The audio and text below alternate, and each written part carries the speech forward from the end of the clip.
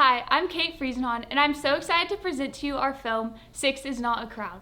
This was filmed on a Canon 80D over the span of 2 days and edited on Final Cut Pro for 10 hours. This documentary was created to show a glimpse into the family of an adoptee. As of 2022 in the U.S., 21,691 children have been stuck in the foster care system. Here's the story of just one. Hope you enjoy.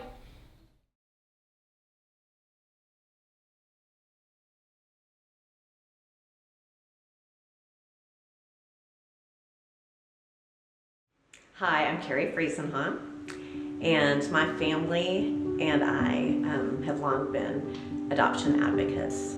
2 of our 3 children that we had were miracles of adoption, and we had been involved with foster care for several years, had about 5 different foster children, and we were open to adopting, but we also wanted to see if they had a chance to be reunited with their birth families, which is always a wonderful thing. So each of those were able to be reunited with either their birth parents or other members of their birth families. We then had the opportunity, just from some friends that knew that we had done foster care before, that knew of a child in their birth family that was in need of a forever home. They thought, but they weren't sure. She was with an extended family at that time, because what foster care does is the first thing they'll try to do when they're removed from birth parents is to put them with extended family, so that they can keep the child in a home that they already either know about or that they're connected to biologically. So when it became apparent that that was probably not going to be a long-term solution, in Ren's case, the biological family asked us if we would be open to meeting her.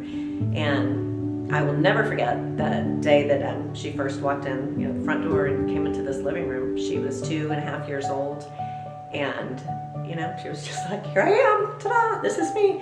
And she was just a wild little whirlwind of fun and wildness, and she was adorable. And we got to know her. She would go back and forth between birth family and our family, and as time went on, it drug on. I mean, the foster care system is not the most efficient thing in the world. They try their best. There are wonderful people working there. But at that time, anyway, in Texas, it was just not completely connected. One department didn't always know what the other department would be doing. There would be staff turnover. And so there are literally thousands of children that were stuck in the system, and Ren was one of those children. So this drug on and on and on for about 3 years, until we finally had that glorious day where we were able to finalize her adoption. And leading up to that, there were a lot of times when my husband Johnny and I would just pray. We were like, we don't know if this is going to happen or not. And it was hard on Ren. It was hard on us, but we're the adults, right? So we can handle it. But it was hard on our other 3 children who had grown attached to her and loved her, and they wanted her to be their forever sister. But there was always that question of how things were going to turn out.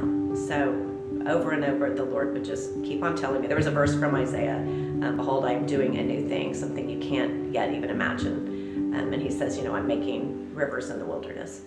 And so that's what it felt like. A lot of times I would just cling to that verse, and eventually that glorious day came when we were able to go to the courthouse.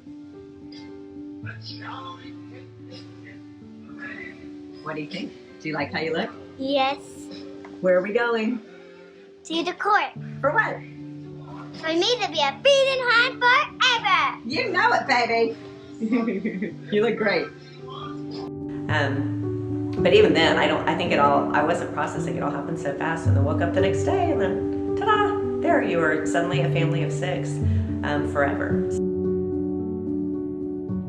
So, that's a really succinct example, or not example, story of how it was with us. And it's for anyone who's gone through it, there's this saying that no adoption ever happens as a surprise or by accident, because a lot of people will say that when they have a biological child, "Oh, it was a surprise," or I don't believe the phrase that they were an accident. There are no accidents, but that definitely never happens in the world of adoption. There's just a lot of work that goes into it, and a lot of I don't know how people without faith or prayer do it, but in the end, here we are, a family of 6, and the Lord has us moving forward. You know, there's still things that we work on every day. Ren went through some hard stuff before she became a forever part of our family, and she is one of the bravest people that I've ever met. She works through these things, and she's just a glorious, joyful, still beautifully and wonderfully wild little girl, and I hope she always is that way.